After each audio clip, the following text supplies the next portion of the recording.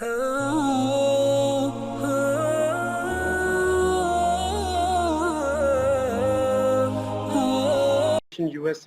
and as soon as our presenters join, so we will start talking about F1 visas. So some of you may know I'm one of the advisors at US Education Foundation in Pakistan. US EFP, United States Education Foundation, is a binational commission established in 1951. We have 8 board members. 4 are nominated by US Ambassador. 4 are nominated by Federal Ministry of Education and Skill Development. So 4 are Pakistanis, 4 are Americans. We are funded by both US and Pakistani government, but mainly by US government. We have 3 different offices. Our main office is in Islamabad, but we do have an office in Karachi. It's on II Chandriga Road, as well as in Lahore. We have 3 different departments. Our main department is the scholarship department, where we administer 7 different scholarship programs. I think our presenter is here. It's absolutely fine. So I was talking to students, I was telling about Education USA and USEFP. So give me 2 minutes and then we'll start it formally. Okay? Sure thing. Okay. So guys, I was telling you that, we have 3 different offices. We have 3 different departments. Our main department is the scholarship department, where we administer 7 different scholarship programs. We have 7 different programs, which are degree program and non-degree program. All programs are US government funded, but we do get 25 PhD scholarship from HSC Pakistan. So we have the largest degree program. It's called Fulbright. Fulbright is the largest degree program in the world. US government is running this program in 170 plus countries. And out of 170 plus countries, Pakistan has the largest program. So Pakistan sent more students to US on Fulbright degree program than any other country in the world.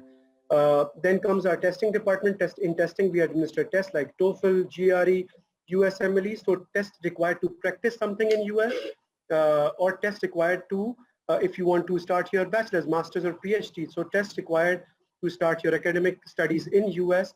So we administer those tests in Pakistan, in Karachi, Lahore, and Islamabad. And then comes Education USA. Education USA is the state department network of around 450 advising centers in 170 plus countries. So there are 430 advisors all over the world. And what we do, we advise students on US education. So we are officially hired by US Department of State to promote US education in Pakistan. So we are the official source of information on US education. We provide comprehensive, official, and formal information on US education. And how we do that? We organize sessions online. We visit universities and colleges, and we have one-to-one advising sessions where students can come and talk to advisors. All advisors, we have 12 advisors in Pakistan. All advisors are US grad. So we have the first-hand information about US education because we have gone to US and study in US. So we provide first-hand information about US education. So as part of our outreach, and this is what we have been doing since our offices are closed, we are organizing all our outreach online. For the past 8 months, we have been organizing sessions with diplomats, with colleagues from US consulate, with Fulbrighters, and the session is all about US education. So there are 5 steps to study in US. First step is to research colleges. There are 4,700 plus universities in US. Out of 4,700, you have to select schools based on your program and affordability. Then comes the second step, that is, meeting the fulfilling the financial requirement, like can you afford US education. Third step is to meeting all the requirements. Fourth step is to apply for the visa, and fifth step is to get information what you need in order to study in US. So today our session is about the 4th step, how to get and what are the criteria for student visa. Today we have with us NIV visa chief who is based in US Consulate Karachi. So let me introduce Beth. I have the bio. So Beth arrived at Karachi Consulate in July 2020 to assume her position as NIV chief. She just completed a 2 years assignment at FSI SPAS cons, I don't know the acronyms, as a policy instructor for the basic counselor course.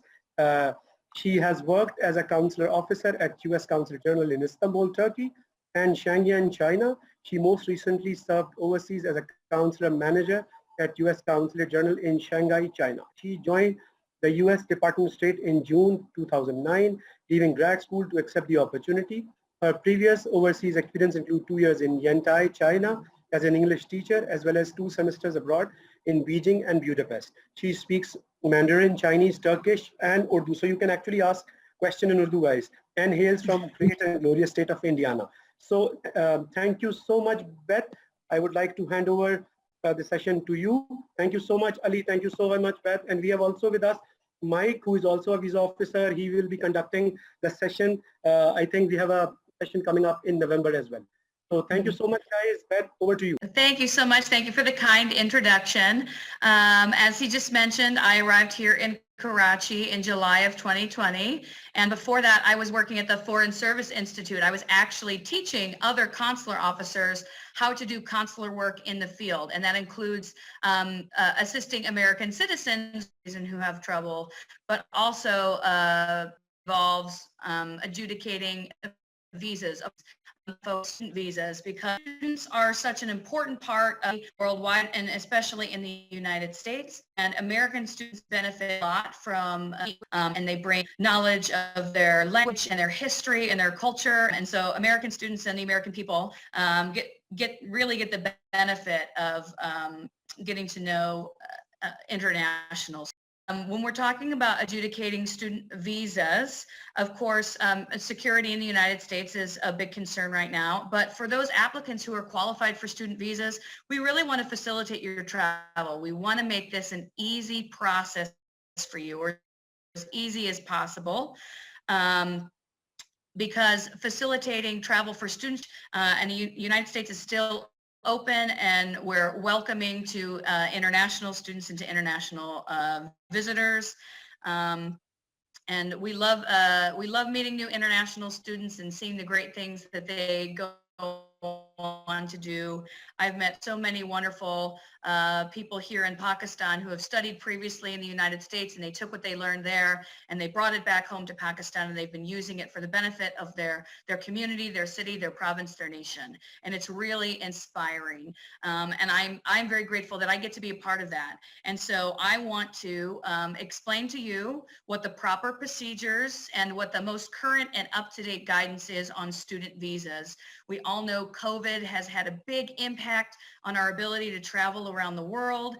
So I'll address some of those maybe COVID specific concerns, things that have impacted not only travel, but also the school year and the school system. So we'll touch on all of those. So we're going to talk about, start with an overview of the visa application process. I'm going to explain what documents are required, at what point in time you should make your visa appointment, etc. We're going to look at some statistics related to student visas. I'm going to give you some of those critical COVID updates. And then we're going to talk, I'm going to give you the official resources where you can get the most current and up-to-date information, and also give you some links to some websites by which you can contact us. So you can contact the U.S. Consulate in Karachi, you can contact the State Department, you can contact my office with any inquiries or questions that you might have. So I hope you've got a pen and a pencil ready so that you can make note of that later on. First of all, what actually is a visa? Now, some of you may have seen a United States visa before because you've traveled to the United States. For those of you who haven't, this is just an example. Obviously, this is not a visa for a real person. It's just an example we use when we're showing people what a visa looks like.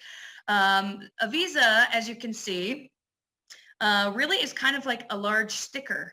We basically print the information of the traveler on it, including your name, your given name, your last name, your date of birth, your passport number, etc., and then a photo of the person who holds the visa. There's also information on the visa classification is printed on the visa form itself, and then the day that it was issued and when the expiration date is. So you can see here, if you're looking at the issuance date and the expiration date, this visa was valid for 10 years. Now it has expired a long time ago. And you can see the visa type here is a B1, B2. That's the most common type of visa that we do overseas, and that's for tourists and business people. So that's not the type of visa you're going to be applying for as a student. I'll get into the different varieties of student visa in a minute. But I want to let you know, a visa does not guarantee entry into the United States. Essentially what a visa is it's permission to ask for entry to the United States. Enter the United States and ask Customs and Border Protection for admission. Ultimately, Ultimately, admission to the United States is determined by the Department of Homeland Security, and which is a very large organization. So specifically, the Customs and Border Protection official at the port of entry, which for you guys, most of you, I'm assuming, is going to be at an, and you'll give them your passport and you'll give them your student forms, which I'll explain to you in a minute. And that individual will determine how long you'll be admitted to the United States for. Okay, so I was just telling you about B1, B2 visas, which are for tourists and business visitors, but that's not the type of visa you need if you're going to be a student in the United States, okay? We have three major classifications for student visa, and I'm going to reference in the requirements because there's different paperwork requirements for these different classifications. Okay, so the most common student visa is an F student visa, and this is for a student in an academic or language program. So we very typically see this for university or college students. They'll be coming in and they'll apply for. We need to do a little bit more. Now, J visitor visas or exchange visitors, as you can see on the screen, this is a little bit more specialized. This is often for students who are going for graduate study or who are going for a shorter term exchange. So maybe they're going just for 4 months or they're just going for 1 year, whereas most students traveling on an F visa, they go for the entire 4 years of university. And it's sometimes longer if longer is required to complete their program. But to qualify for a J visa, you don't necessarily need to be earning a degree. It might just be, oh, I'm going to spend a semester, studying in New York or semester studying in Tennessee. I myself, when I was a university student in America, I studied abroad as well. I studied in Beijing and I studied in Budapest in Hungary. And that was just for a short period of time, for 4 months. So I had the same type of visa, but for those countries. And then the last type of student visa that we issue is an M visa, and this is for vocational students or other non-academic students.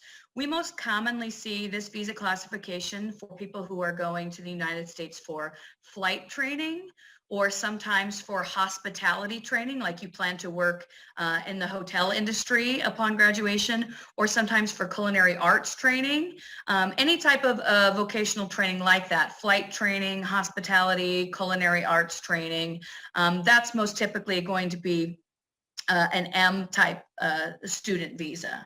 Right, now the visa process itself, visa adjudications are consistent worldwide. The same rules and regulations apply here in Pakistan as apply in Dubai or London or Cairo or Mexico City. We have the same set of rules the worldwide. However, locally, some of our processes can differ, such as our appointment system or how many appointments are available or when appointments are available. You can check our consulate website to find out when appointments are available or how to get appointments. You can look there. You can also, maybe you're a Pakistani student, but you're living overseas. Maybe you're living in Dubai. There are a lot of Pakistanis living in Dubai, I know. And maybe you're going to apply for your student visa there. You can go to our main website, travel.state.gov, and you can actually look up what is the wait time for a student visa appointment. Anywhere in the world, you can look that up. I'm going to give you that website again at the end of this presentation. So if you didn't hear clearly, don't worry. I'm going to repeat it and you'll see it written on the screen. I know I might be talking a little bit fast for some of you. I'm doing my best to keep things calm and straightforward. Now, student visas can only be issued up to 120 days before the start of the program, and that is for F and for M students. They get a student form that's known as an I-20, which is a little different from the J student visas, but the form I-20 will list what your designated start date is, and up to 120 days before that start date, we could actually issue you a student visa. Now, we know we've had some student applicants applying at the consulate in recent weeks. Most of them are not starting school until January, and it's already October, so we're already within that 120-day window. So if you have classes that start in January, it's not too early for you to go ahead and make your visa appointment. But if you're starting a little bit later, say you're starting in the summer semester or you want to do ESL in the summer, if your school doesn't start until May or June, it's a little too early to start thinking about making your visa appointment right now. But we would encourage you when you get close to that 120 days to go ahead and schedule your visa appointment, right? Sometimes it takes time to gather all the documents that you need, or after your visa interview, the visa officer maybe needs to see more documents from you or needs more information from you, and you want to make sure that you've got time to do that, right? So if you're going to start classes this coming January 2021, now is a good time to go ahead and start making those appointments because we're within the 120 days. Now, J visitor visas can be issued basically as soon as you receive the required student form, which for J exchange visitors is a DS 2019. We call it a DS 2019 in my office. So once you get a DS 2019 for your J visa, you can make that appointment anytime. We don't have that limit of 120 days. A couple other pieces of information I'd like to let you know. So for F and M visa holders, or for F and M students, so we can issue your visa up to 120 days before your program starts, but you can only apply for entry to the United States 30 days before your program starts. So if your program starts on January 15th and you already have your visa, still you cannot use it to enter America until about December 16th, so 30 days before your program starts. So that's something you want to keep in mind. When you're on an F or an M student visa, after you complete your program, so once you're done, say, finishing your bachelor's degree, you know, you've done your 4 years in the United States, after your program's complete, you are allowed to stay in America for an additional 60 days. That's an additional 2 months that you can use for things like just a little bit of sightseeing in America. Maybe you were working hard as a student, you know, for 4 years and you didn't get to visit much of the United States. You could use those 60 days to do a little tourism at the end, you know, go visit the White House, see New York, go to Disney World, go to San Francisco, whatever it is that you want to see, the Grand Canyon, it's up to you.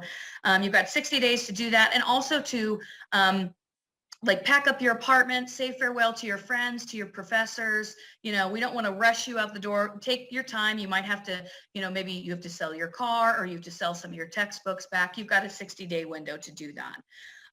For J visitors, again, you can enter the United States up to 30 days before your program starts.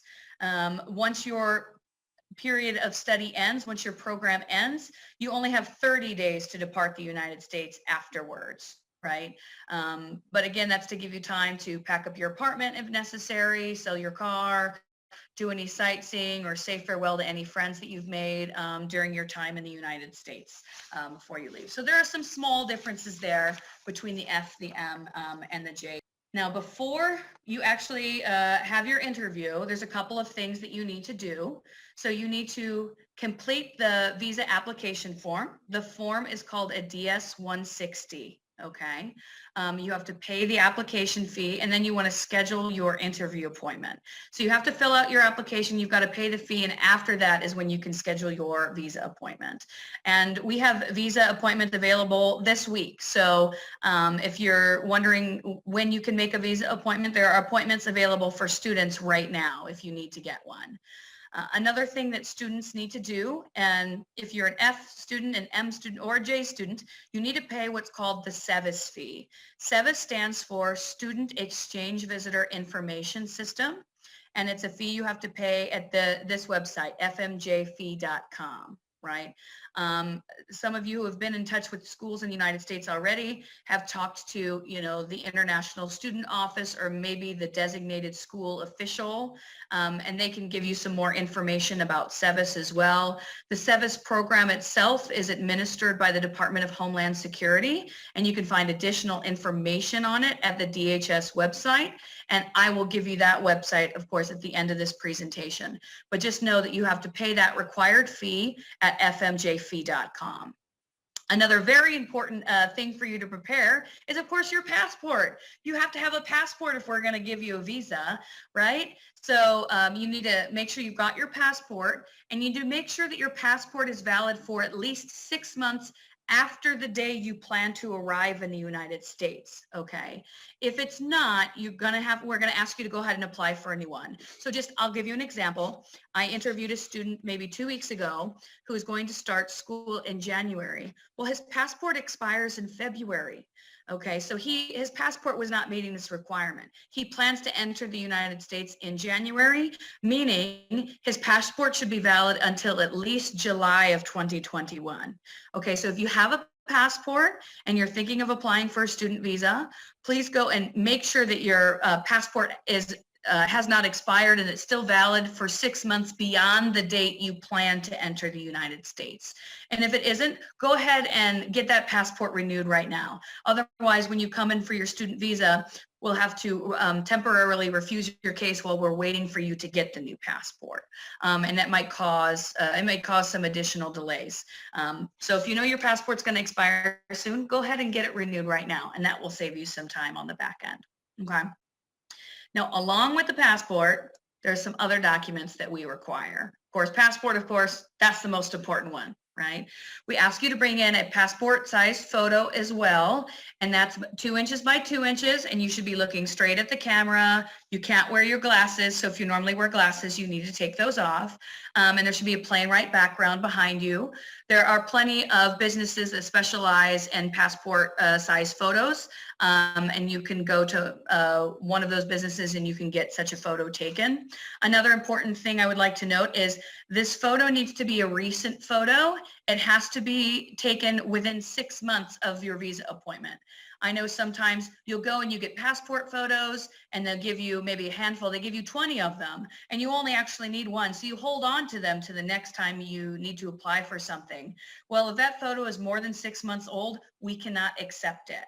Right? So if you got it taken 2 months ago, that's fine. But if the last time you had photos taken was a year ago, that photo is too old for you to bring in for your student visa application. We'll ask you to get a new one. Okay. We actually had to send a few applicants away this morning to get a new photo because the photos were too old or they were the wrong size, just for example. Another thing you need to bring at the time of the interview is the confirmation page for your visa application, the DS-160 confirmation page. It's got a barcode on it that links to your visa application, which is accessible to you online. We need you to bring that in at the time of the interview. And then the following documents, it depends on what your visa classification is. So if you're an F4M student, you have to bring in the I-20 form. If you're a J student, you need to bring in that DS 2019. Now, your school will be providing these forms to you, and it will say very clearly in the top right corner, I'm an F1, an M1, a J1, or maybe you're the spouse or the dependent child of an F1, then you'd be applying for an F2 visa, but it will state very clearly what the classification is. So don't worry, you're not going to have to decide, oh no, which do I apply for? Look at the form that your school has provided, and that's the visa classification you want to make your appointment for. Okay, and then all students, Fs, Ms, and Js, should bring in the receipts for their SEVIS fee with them. We're going to verify that you've paid the fee online, but if you paid for it, it's a good idea to bring in a paper copy of the receipt as well. And then a question I get asked a lot is about additional documentation. Now you see the list I have up on the screen right now. These are the required documents. Anything beyond this is not required. However, if you wish to bring in additional documents, a lot of students bring in documents related to their family's finances or property that their family may own. Sometimes people bring in their old passports to show to us. That's fine. You can feel free to bring any of those documents, but you should be advised the consular officer may not choose to look at everything that you bring in. The consular officer will absolutely look at these required documents. They're going to look at the application, they're going to look at your student forms, your SEVIS fee receipt, your passport. Anything additional you bring might be helpful, but the consular officer may not look at it. And they might look at it. It really just depends on the circumstances. So feel free to bring additional paperwork if you would like, but what's on the board right now is what the required documents are. Okay, so now you've prepared all the appropriate documents, you've made your appointment, you paid your fees. Now it's time for the interview. And I'm sure so many of you are really curious about this part. What is the consular officer looking for at the time of the interview? Okay, now Visa interviews don't necessarily last very long. It will take, maybe 5 minutes, sometimes 10, sometimes longer, really just depending on the circumstances. But the consular officer wants to know who you are, why are you going to the United States, right? So all of you should be prepared to explain your study plans for the United States. Why are you going to the US? Why did you choose this particular school? Why do you want to get an MBA or whatever field of study that you've chosen? You should be able to explain that to the consular officer. And also how does that fit in with your future plans, right? You want to get an MBA so that you can help your parents run the family business, for example, or you want to get a master's in computer science because you want to work for a software development company, or you want to advance in your field, just for example. So explain why you've chosen your field of study, how that fits into your future plans, explain what your future plans are, of course.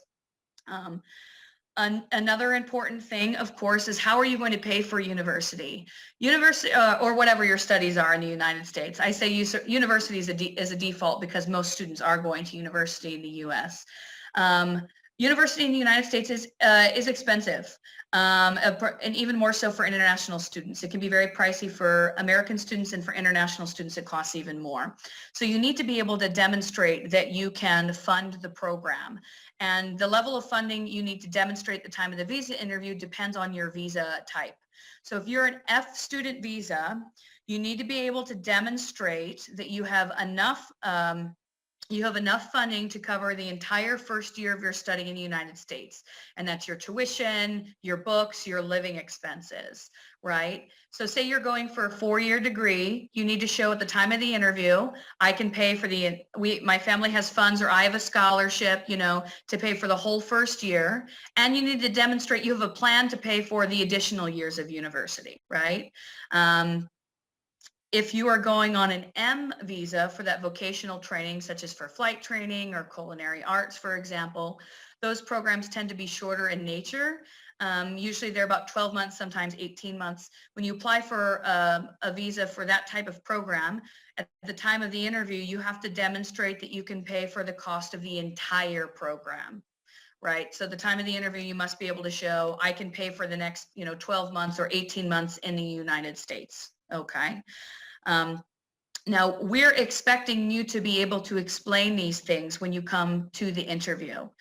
We understand that people can be very nervous. It can be very nervous, cause anxiety for you to explain, your plans, your dreams, your goals for the future to someone who honestly is a stranger. You'll come to Visa Window and you'll be talking to me, or you'll be talking to someone that I work with.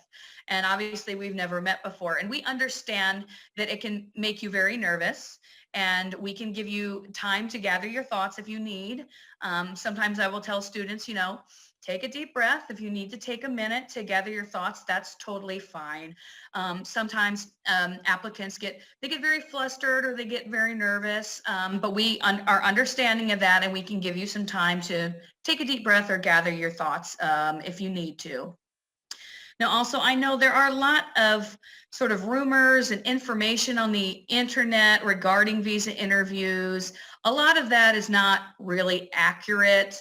I've read really funny things about myself on the internet after people have had interviews with me. And what you see online, it just can't be farther from the truth. I know a lot of you are really desperate for that type of information, so you're looking for it wherever you can find. I'm telling you right now, this is the official information. This is what the consular officer, the visa officer, is looking for at the time of your student interview. Okay. Who are you? What do you want to do in the United States? How you're going to pay for your schooling? What you're going to do once you complete that schooling or you complete that approved activity. That's what we're looking for at the time of the interview. Okay. And if you're looking for additional information on what to expect from the interview or what documents are required, again, I ask you to refer back to the official resources, travel.state.gov, the embassy website in Islamabad, the consulate website here in Karachi. And again, I'm going to give you those resources at the end of the slide deck. Okay. All right, so you've come in for your visa interview. Now it's time for the visa adjudicator to give you the decision. There are a couple possible outcomes, okay?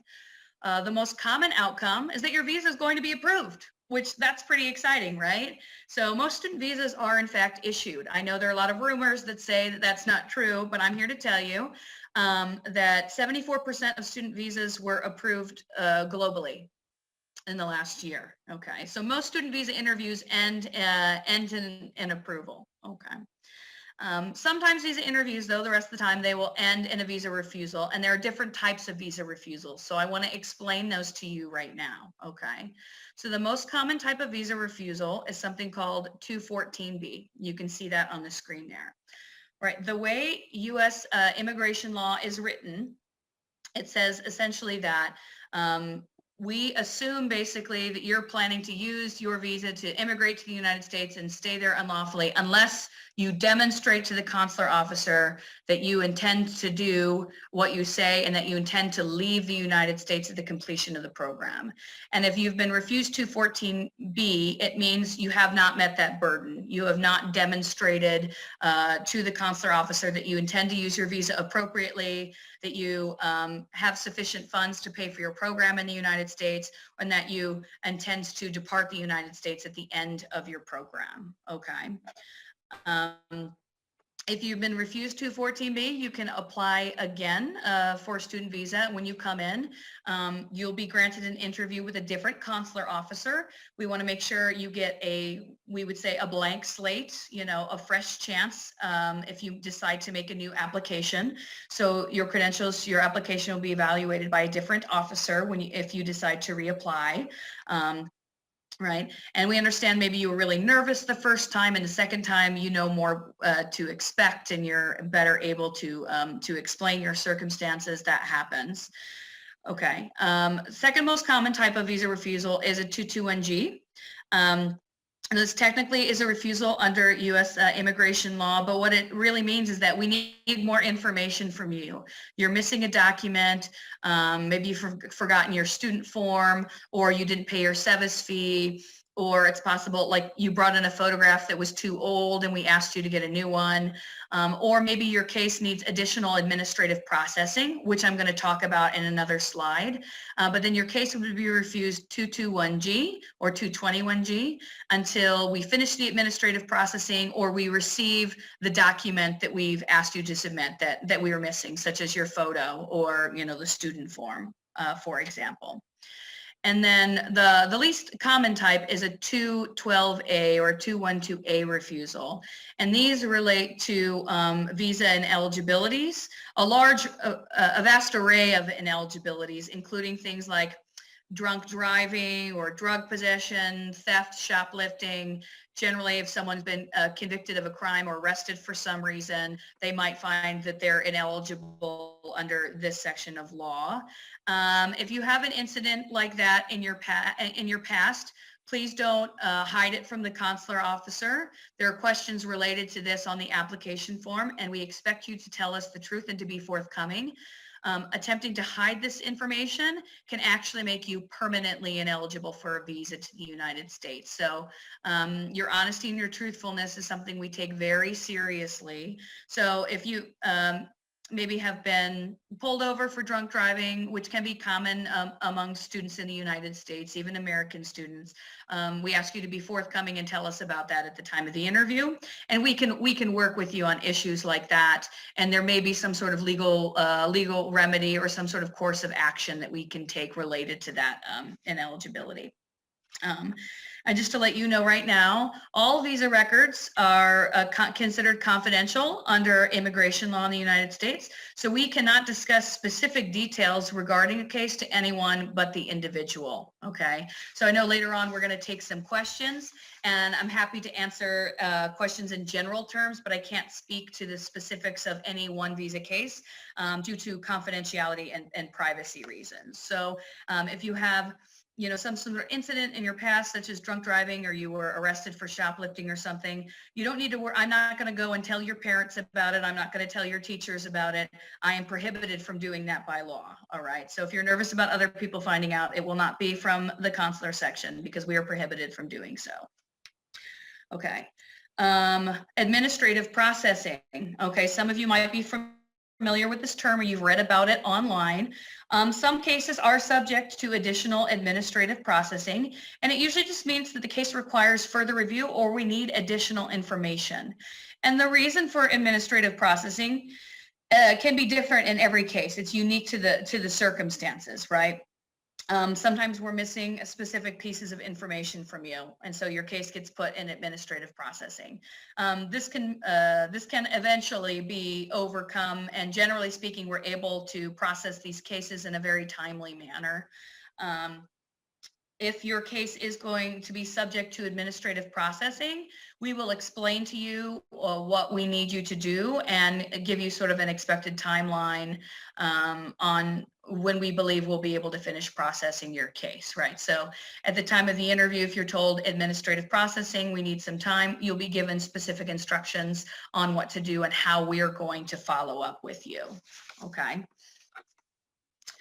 All right, I want to take the time right now to sort of dispel some very common visa myths or mistaken ideas that exist out there. And maybe you've read some things on the internet, and I want to tell you the truth. I want to give you the honest information, right? A lot of people believe there's a right and a wrong answer to a visa question or do a visa interview. And that's just not true. Your life is different from everyone else's life, right? Everyone is unique and your circumstances are different. We want you to tell us the truth about you and just be honest and forthcoming with us. There is no set of right answers that's going to guarantee you a student visa to the United States. And anyone who tells you that they know how to answer all the questions is not being truthful. They're lying to you, okay? There is no right or wrong answer, okay? Second point I want to make. You can get a student visa to attend any size university. This is absolutely true. There are a lot of small schools in the United States.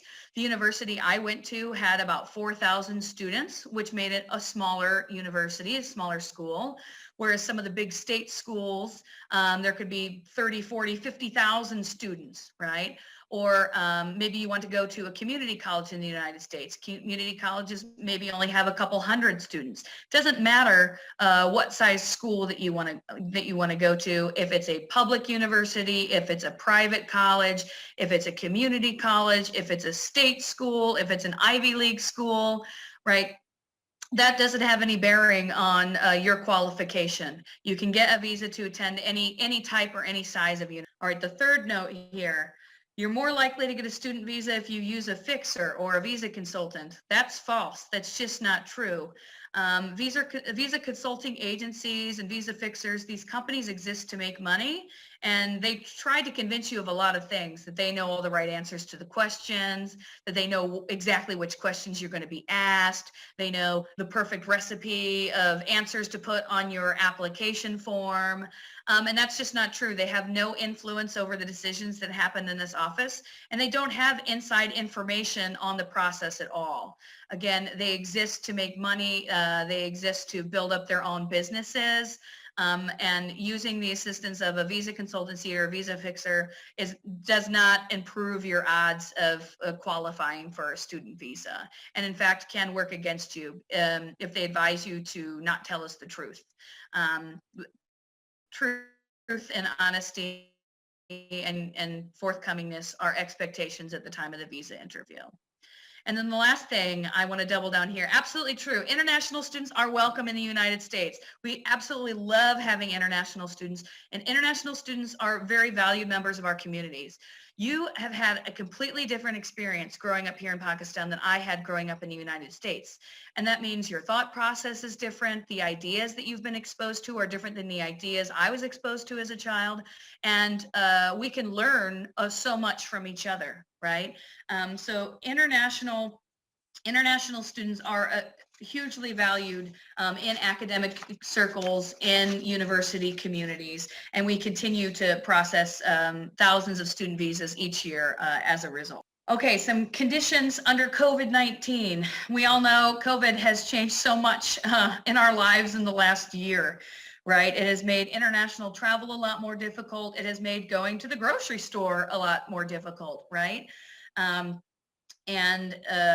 we're interested in the health and the safety of everyone who goes to the United States, and of course, everybody who comes into the consular section who's applying for their visa. So please note, if you do make a student visa appointment, when you come in, we will ask you to wear a mask, face mask covering your mouth and your nose during the time of the interview, and to maintain social distance while you're in our waiting room and while you're in our facilities.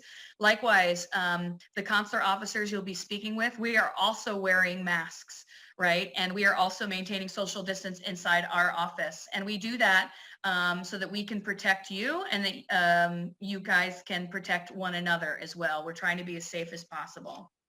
Okay. Online study has become sort of a new trend as a result of COVID. And I've actually interviewed a number of students recently who have started their U.S. universities doing online, and even high school doing online classes. And then they come in and they apply for their student visas so they can start in-person classes in January. And we know a lot of you may be in that same situation, and that's totally fine. We know that online study is becoming kind of a new normal. And that's okay. If you've begun your classes online study, or even if your university plans to do online study after you've arrived in the United States, that's fine. Presidential Proclamation 10052. This is a presidential proclamation to mitigate risk to the U.S. labor market. And this has put some restrictions on certain visa classifications. And it has impacted some classifications or some subcategories of J visas.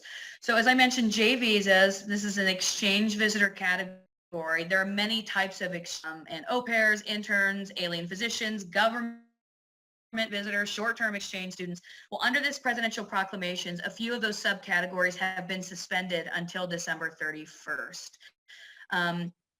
Most of those subcategories relate to some type of work in the U.S., being an au pair, intern, trainee, teacher, camp counselor, or summer work travel. Those programs are suspended until December 31st. Now, the typical time those programs are administered tends to be the summer, so most of you probably are not in the situation of you want to apply for those programs. However, the J programs that are not affected and we can still process include alien physicians, so that's that application, government visitors, international visitors, professors, research scholars, short-term scholars, secondary school, so like high school or university exchange students. Some of you out there might be in the process of applying for Fulbright grants. Fulbright scholars come in on J visas, and the Fulbright program has not been affected by this presidential proclamation. So I just want to let you know that. Okay, unrealizable start dates. Because so many students were delayed getting to school due to COVID, whether it was a lack of flights into the United States or school decided they were going to start online. Some of you may have been issued a student form that says, oh, I start school in September 2020. Well, it's already October 2020, and unless you've invented a time machine, you're not going to make it to school on time, right? We would call that an unrealizable start date because it's in the past, okay? Now, the school administration of the school you're applying to, they have a designated school official who can help you amend the start date for your program in the online SEVIS system. That's that student exchange visitor information system that I mentioned to you earlier. So maybe you have a paper form, a paper I-20 or a paper DS 2019 that says, oh, my program started October 1st. Talk to your school official. As long as they update the online record, we can check the online record at the time of interview and see, okay, school has decided that this student will start in January, or the university has decided that this J exchange program will happen in December of 2020 instead of September 2020. As long as we can see that that's been amended in the online system, it's okay. It's okay. We can proceed with processing that visa. But if you have an unrealizable start date, meaning a school start date that's in the past, you're going to have to work with your university to get that amended. And we can explain a little bit more about that at the time of the interview if you've been unable to amend it before you come in. And this 120-day rule, This just goes back to what I mentioned before. For a long time, people couldn't get student visa appointments, and now student visa appointments are available. So many of you might be very anxious to apply, but just as a reminder, for F and M students, we can only issue those visas within 120 days of the start date, right? And you can only travel to the United States 30 days before your program starts. I've been reminding all the students that I've talked to in the last couple of weeks, I've been reminding them of this at the time of the interview. I love it when students plan ahead and they get their visas taken care of early, but you don't want to travel too early to the United States. You might run into some problems at the border. So you can only enter the US 30 days before the program starts. All right, now, as promised, here are the websites that I mentioned during my presentation. Travel.state.gov is a big one. There's Education USA, jvisa.state.gov. This fourth one here, seac.state.gov. This is where you can check the status of your application if your application is pending administrative processing. So maybe you already applied for a visa and your case is under administrative processing. You can go to this website and you can look up your application and it will tell you where in the process we are. If the processing is complete and we're ready to proceed with your visa application, you can find updates there. And then for more information on studying in the United States and on the SEVIS program, you can go to the study in the states.dhs.gov and get more information from the Department of Homeland Security. And then here's the contact information for the U.S. Consulate General in Karachi, where I work, right? So you can go to our main consulate website, and then our appointment scheduling website is ustraveldocs.com, and all the information there on how to make the appointment, how to pay the fee, how to fill out your application, all of the information is on that website. And then, of course, for any updates or information, press guidance, etc., you can follow us online at our Facebook page or also at our Twitter account.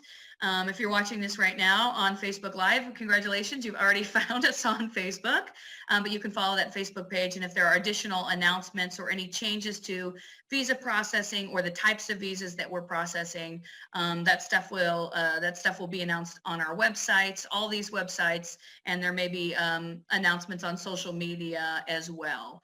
So feel free to follow us on Facebook and on Twitter. Okay, now I know I've been talking for a very long time and a lot of you have questions. So I'm ready for us to open it up for questions. I'm going to stop my screen sharing now so I can see more of your faces. Thank you, Beth. Thank you for the comprehensive information. I think you've already answered all the questions. We still have 43. I hope so. We'll see. Yeah, we have, by the way, 44 open questions and we have only 7 minutes, by the way. Is it okay if we go like over 10 minutes? We can go over by 10 minutes. That's fine. Okay. Yeah. Okay. All right. Okay. Let's start. Let's quickly go over it. So I am a full-time online freelancer working online for several international clients. Can I keep working online while I'm on a student visa? Because work permit is obviously not granted for F1 visa holders. Ooh, that's a very good question. I mean, generally speaking, when you're on a student visa in the United States, it is possible for you to work, but generally you're restricted to on-campus work. If it's a type of online business and the income is earned overseas, it may be possible. I would need to double check our regulations or maybe consult with our offices in Washington on that one. But generally speaking, if you're a student visa holder and you're in the United States, you're restricted to work on campus. Is it okay if I chip in, because I was a student also in US? Sure. So I think the best answer you can get is from your international student office while studying in US. So go to your international student office and they will answer this question. Yeah, and there's someone designated in the International Affairs Office at your school, the International Student Office, the designated school official that helps with SEVIS, that should be designated to help with these types of questions as well. Okay. Okay, so Larab is asking what is a secure or legal site from where I can submit my application. I think you have already answered that question. I have a question about rejection of 214B, and I got this rejection last week. So can I reapply now? I don't know when they give me this rejection. My all answers were correct. So if you've been refused under 214B, 214B, there's no time limit on when you can make your when you can make a reapplication. You can absolutely reapply. And we know sometimes, you know, students are nervous the first time they come in and they apply for a visa and they aren't able to explain themselves fully. Applying for the visa, we know, can be quite expensive. So generally, we would say that unless there's been a big change in your circumstances, it might be to wait for a while, but there is in your study plan or your ability to finance the program, right? But there is no specific time limit. We in fact had some applicants today who applied a week or two ago, and they were reapplying again today. So there is no set time limit on that. Okay, so Beth, a lot of students are asking about getting the PowerPoint presentation. So is it possible to share the PowerPoint presentation? Well, I believe that we've shared this on Facebook Live, right? And people can watch the video from there. Okay, all right. Okay, so Mohammed That's Faisal is probably asking. the easiest way, yeah. Okay, okay. So we have a question from Mohammed Faisal. He's asking, I have a joint account with my father, so we have equal ownership. I'm unemployed, but help my father in his business, and he gives me funds in our bank account. So do I need to get an affidavit of support of my father or not? So an affidavit of support is not required for a student visa. What's required is you demonstrate that you have the ability to pay for school. And we know that for a lot of students, that the funding for your tuition or your living expenses, we know a lot of that is going to come from families, right? Your parents are going to help you. Your relatives are going to help you. Maybe you have a scholarship from the school, and like the student visa. Okay, so I applied for my visa on October 14th and was rejected on 214B. I'm planning to re-interview now, so please guide me how I present myself. Your interview and how you should be prepared to explain what your study plan is, who you are, how this study plan fits in with your plans for the future, you know, with possible future career goals, how you're going to pay for the program, and what you intend to do once the program is complete, right? These are non-immigrant visas, meaning the United States. Now we know if you're going for a university degree, you're going to stay in the United States for several years. But once the program is complete, you need to demonstrate, you know, that you're going to come back after the program is complete. And it's up to you to demonstrate that to the consular officer at the time of your visa interview. And we know that students' plans can change, right? When I was 18, I thought I was going to be, you know, a movie star. I'm not a movie star. I'm a consular officer and I really enjoy this job. But of course, I didn't know that that's what I was going to be doing at the age of 18. I changed my major 3 times when I was in college. So we understand that things can change, but we want to understand the circumstances now and what your current plans and goals are for them. Okay, thank you. So are there any tests required for the student visa like TOEFL, IELTS, GRE? If there's any testing requirements, that's going to be specific to the school and the program that you've applied for. It's not required for applying for the student visa. You need to have those student forms, either the I-20 or the DS 2019. And that is evidence to us that you've been accepted to an accredited program in the United States. And then the individual schools may require GRE or TOEFL. Just for example, I know a lot of universities are waiving GRE requirements this year because GRE testing sites have been shut down due to COVID. So you'll have to look at the individual university or college and see what those requirements are. Okay, so I've been refused on the basis of 214B in the start of this year for master's degree at Valparaiso University, while I hope to apply for the visa again for the same program at the end of October 2020. I'm looking for guidance, tips to have a successful interview. I think you have already answered that question. I have. Yeah. I understand that people might be frustrated when they're in that circumstance. But yeah, please refer to what I said on that, you know, what to expect at the interview slide. And that. Can you tell us a bit about STEM OPT extension? How can we check if our desired program qualifies for these? Ooh, that's a really good question. So I didn't mention OPT during my presentation. This is optional practical training. And students have the option of doing this at the end of completion of a program. So You maybe did a 4-year degree in the United States, and then you basically can work for a year under OPT, under this program. If you're working in a STEM field, you can get an extension of 17 months or 24 months, depending on the specific field that you're working in. I don't have that list in front of me right now. I think a good place to check would be that dhs.gov website, because once you're in the United States, any changes to your status or any extension of your stay in the United States will be administered by the Department of Homeland Security, specifically USCIS, U.S. Customs and Immigration Services. So I would check the websites to follow up on the subcategories for STEM extensions on OPT. That was a great question. I liked that one. Thanks. And also all the universities have this information on their website that this program qualifies for STEM or not. So when you're applying, you need to check with the admission officer, with the program, that is the program has OPT extension or not.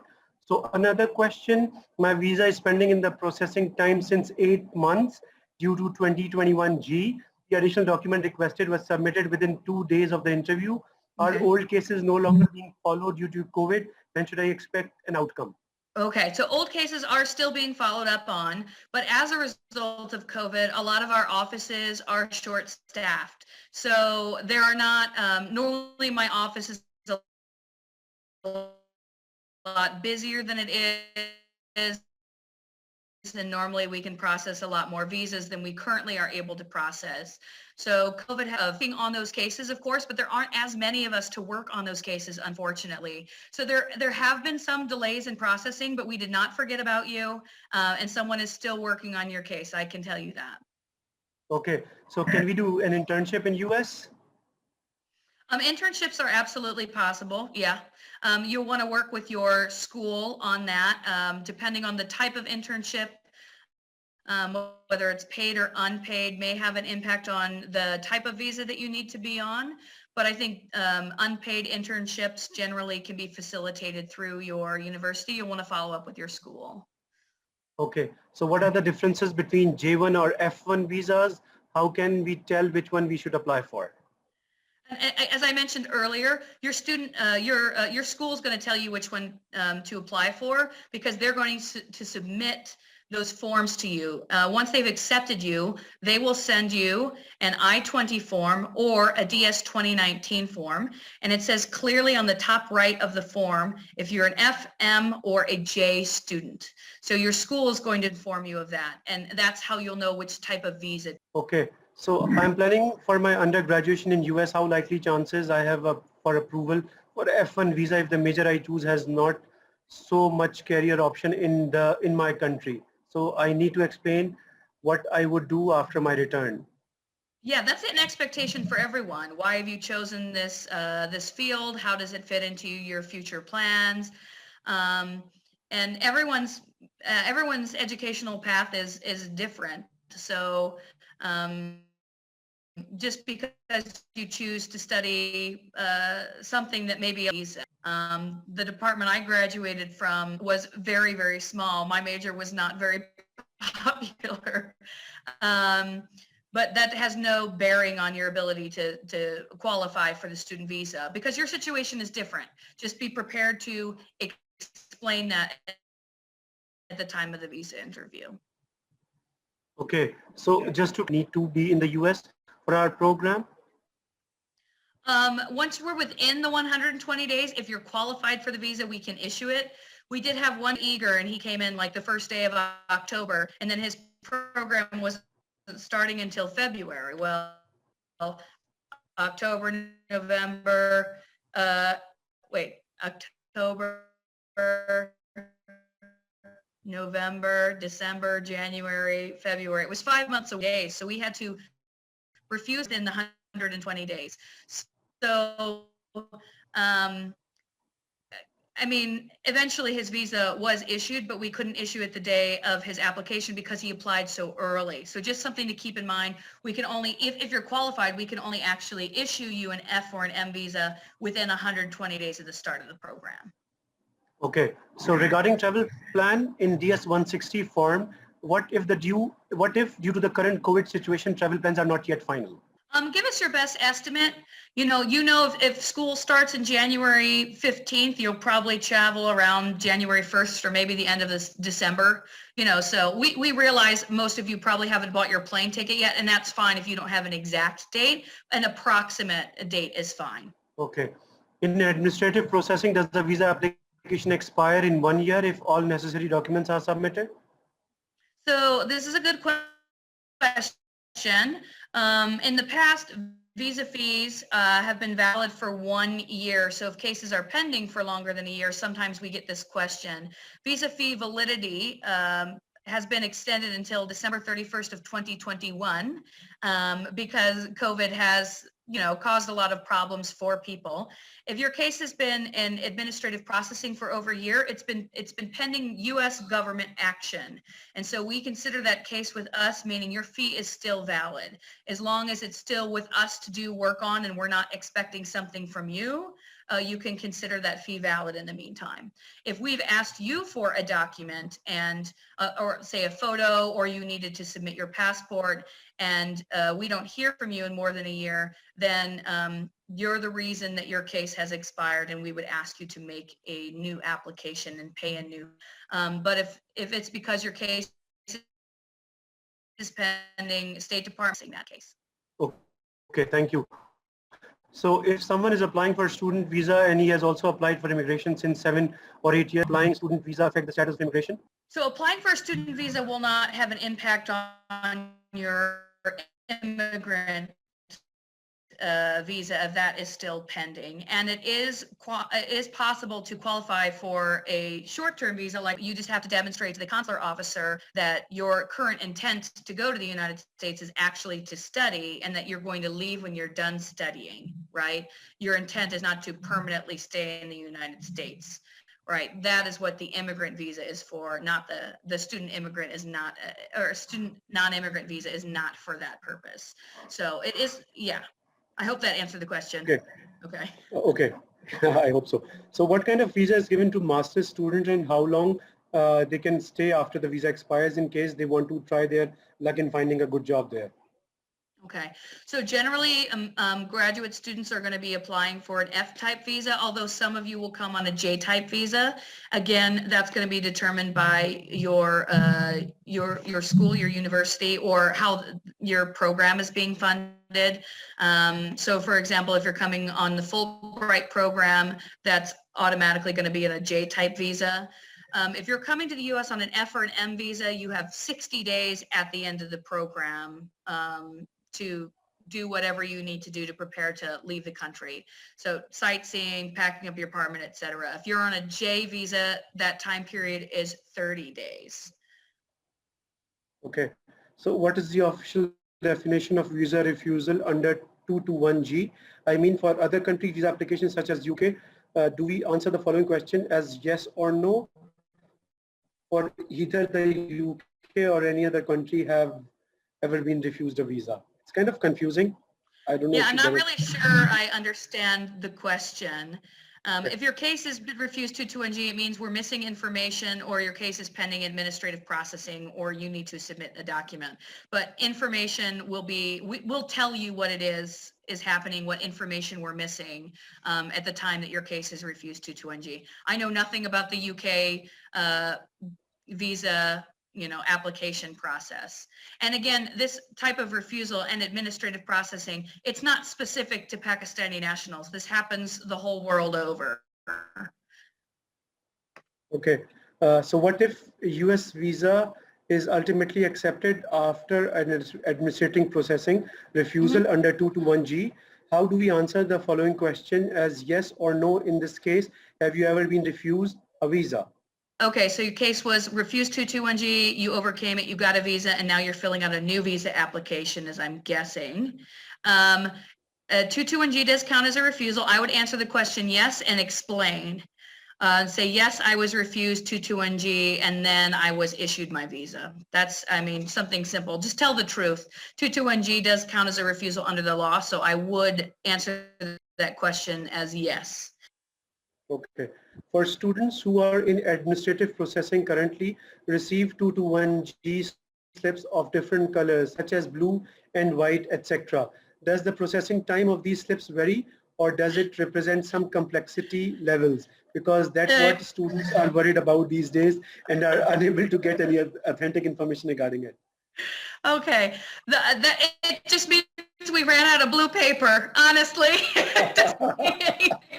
I'm so funny. sorry if that's caused you confusion or if that's caused you anxiety. The colors of the paper don't really mean anything. Sometimes we'll print things on different colored papers, so it's easier for us to tell the difference because we want to make sure we give you the right form.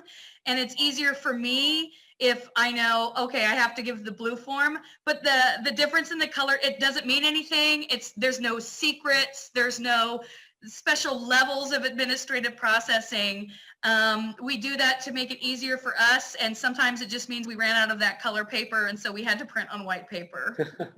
Okay, another question, and it's related, it's similar. What does different 2 and 2G color represent? So you have already answered that question. Again, nothing. It means we ran out of that color of paper. Third question, is there any specific meaning of a yellow 221G form versus white? Okay, so wow, I feel so bad. It's really just to make things easier for us for our internal processing, so we know who to pass the cases to or what type of work needs to be done on them. It doesn't, it makes no difference for you out there. My apologies if this has caused a lot of anxiety to you. It seems like it's been stressful for many of you. Okay. So another question, by the way, it's 4:12. So should we continue or should we wrap it up? I can do 3 more minutes. Okay, guys, if we get like how many questions in 3 minutes? Let's see. Another question is, for some students who were refused under 221G, their passport were kept at the embassy by visa officers, but their I-20 were returned back to the students. So if lucky enough and a person gets his or visa approved, would they need to send their I-20 to the embassy through courier, or they can travel on the I-20 having no stamp signature from the visa officer? Thank you. Okay, so the I-20 form does not require a signature at all. So if your case has been 221G'd or we kept your passport and returned your I-20 form to you, we don't need to see the I-20 form again. As long as we've seen it at the time of the interview, that's fine. And we hold on to the passports. Well, if your case has been issued, we have to hold on to the passport so we can put the visa in it and send it back to you. If your case is subject to administrative processing and refuse 221G, we hold on to the passports because once we're ready to proceed with the case, it saves time, because if we give the passport to you and then we finish our processing, we say, oh, okay, we're ready to move on with this case, it sometimes can take an additional delay for you. So us holding on to the passport is meant to save time. If you need it for any reason, like to apply for a different visa or to travel to a different country, we can give it to you. Just know that once we're ready to proceed with the processing of your case, you'll have to submit that passport. Okay, so I didn't upload my photo to the DS-160 application at the time, but it didn't fulfill the requirement. I'm planning to bring in photos on the day of the interview. Is this something okay? That's perfect. That's perfect. That's exactly right. Visa fees $160, right? It's $160. Yes, that's correct. Okay, so I've already asked questions about rejection 214B. Please guide me. Can I get visa next time, because I'm reapplying? I think you just have to ignore this question. What sort of category does USMLE fall in? What does what degree fall in? USMLE exam, the medical licensing exam. Oh, okay. So you're just going to take a test in the United States? Yes.